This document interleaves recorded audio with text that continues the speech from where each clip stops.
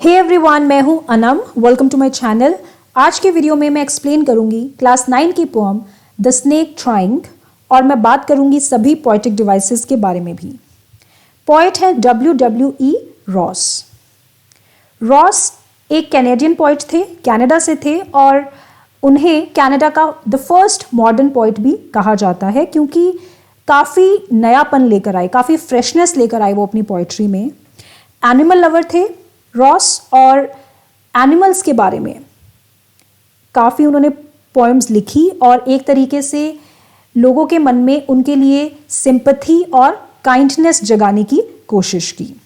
ये जो पोएम है द स्नेक ट्राइंग, ये भी एक इसी तरीके की पोएम है। एक तरीके से जो पोएट हैं वो रिक्वेस्ट कर रहे हैं लोगों से कि स्नेक्स को नहीं मारो, उनको काइंडनेस की ज़रूरत है, उनको बिना किसी कारण से नहीं मारो।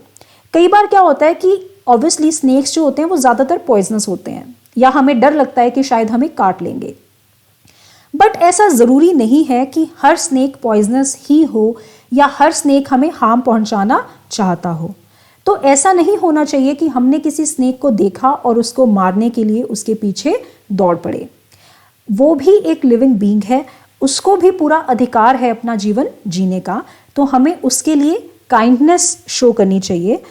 और अगर गलती से कोई स्नेक आ भी जाता है तो हमारी कोशिश यही होनी चाहिए कि उसको उसके नेचुरल हैबिटेट में पहुंचाया जाए, ना कि उसको मार दिया जाए। तो इसी के बारे में है ये पोएम। स्टार्ट करते हैं। The snake trying. The snake trying, snake कोशिश कर रहा है। क्या कोशिश कर रहा है, पढ़ते हैं।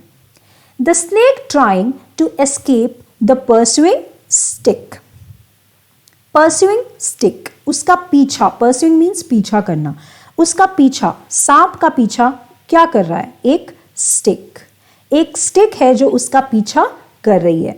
नाउ ऑफ कोर्स अब स्टिक अपने आप तो पीछा कर नहीं सकती स्नेक का, तो ऑब्वियसली एक ह्यूमन बीइंग है, एक इंसान है जो स्टिक को हाथ में पकड़ के स्नेक का पीछा कर रहा है उसको मारने के लिए।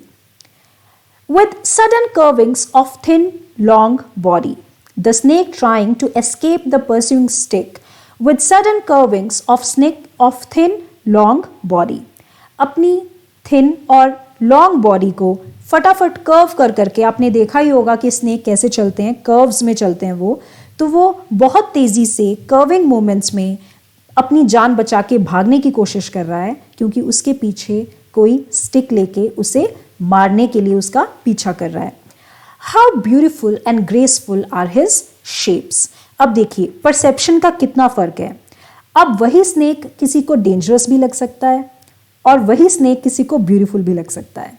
जो पोएट हैं वो कहते हैं कि ज़रा देखो कितना ब्यूटीफुल है ये स्नेक और कितनी ग्रेसफुल है इसकी मूवमेंट्स, इसकी shapes. He glides through the water away from the stroke.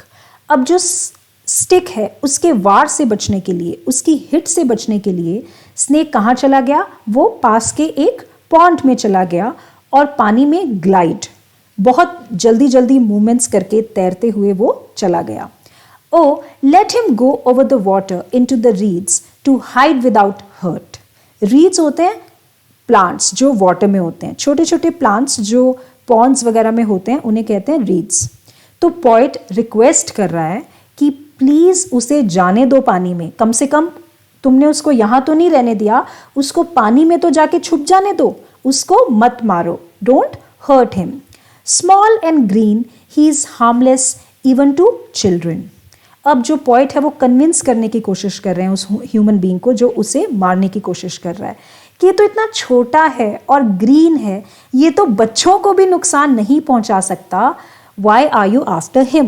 तुम उसको मारने की कोशिश क्यों कर रहे हो, ये तो बहुत ही हार्मलेस स्नेक है, ये तो बच्चों को भी नुकसान नहीं पहुंचा सकता। Along the sand he lay until unobserved and chased away. Chased away means भगा देना। कि ये तो जो स्नेक है ये आराम से मिट्टी में रेस्ट कर रहा था, आराम से लेटा हुआ था जब तक किसी ने उसे देखा नहीं और उसको भगा नहीं दिया। And now he vanishes in the ripples among the green slim reeds. Vanishes means disappear, गायब हो जाना, और ripple means waves, पानी में जो वेव्स क्रिएट होती हैं किसी चीज़ की मूवमेंट से, उन्हें कहेंगे रिपल्स। तो जो स्नेक है वो आराम से सैंड पे रेस्ट कर रहा था, लेटा हुआ था, बिना किसी को कोई भी नुकसान पहुंचाए। बट जब उसको किसी ने देख लिया तो उसे वहाँ से भगा दिया। अब वो जो स्नेक है वो अपनी जान बचाने के लिए पानी में भाग गया और प्लांट्स में जाके छुप गया। So this is it. छोटी सी पोएम है ये। अब बात करेंगे पोएटिक डिवाइसेस के बारे में। फर्स्ट है राइम स्कीम। फ्री वर्ड्स में लिखी गई है पोएम, कोई भी राइम स्कीम इसमें नहीं है। Next is personification. जब किसी भी ऐसी चीज़ को या एनिमल को जो एक ह्यूमन बीइंग नहीं है, जो पर्सन नहीं है, उसको ट्रीट किया जाए एक पर्सन की तरह, उसको प्रेजेंट किया जाए एक ह्यूमन की तरह, तो उसे कहेंगे पर्सोनिफिकेशन। अब देखिए जितने भी अंडरलाइंड वर्ड्स हैं बोल्ड लेटर्स में लिखे हुए, उनको नोटिस कीजिए। His shapes, he glides, oh let him go, he is harmless, he lay until observed, he vanishes।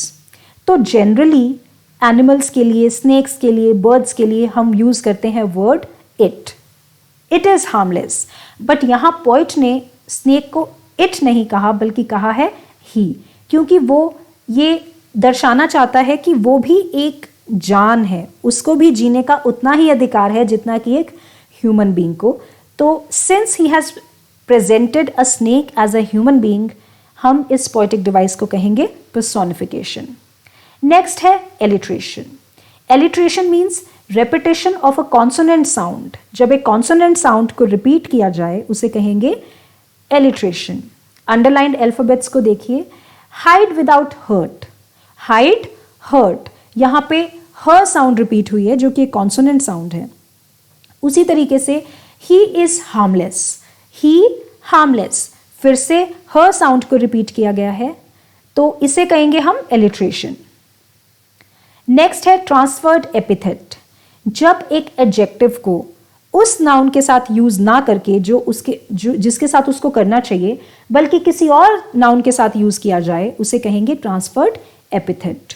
Pursuing stick. अब जो स्टिक है, स्टिक तो किसी को परस्यू नहीं कर सकती खुद ब खुद। कौन है फिर परस्यू करने वाला? परस्यूइंग है ह्यूमन बीइंग। बट पोएट ने परस्यूइंग ह्यूमन ना कह के ट्रांसफर कर दिया वर्ड परस्यूइंग को किसी और नाउन के साथ। उसने ट्रांसफर कर दिया इसको स्टिक के साथ। Instead of saying pursuing human, the poet is saying pursuing stick. तो इस ट्रांसफर को, इस पोएटिक डिवाइस को कहेंगे transferred epithet. This is about it. I hope ये पोएम आपको समझ में आ गई होगी। इसी पोएम का एक इंग्लिश ट्रांसलेशन भी मैंने अपलोड किया है, आपको लिंक भी नज़र आ रहा होगा और आप प्लेलिस्ट में जाके उसे देख सकते हैं।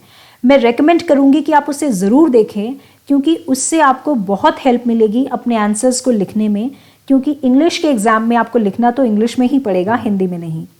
अगर आपको मेरी वीडियो यूज़फुल लगी हो तो प्लीज़ मेरे चैनल को सब्सक्राइब करें, शेयर करें और आप मुझे कमेंट्स भी कर सकते हैं। Thank you so much.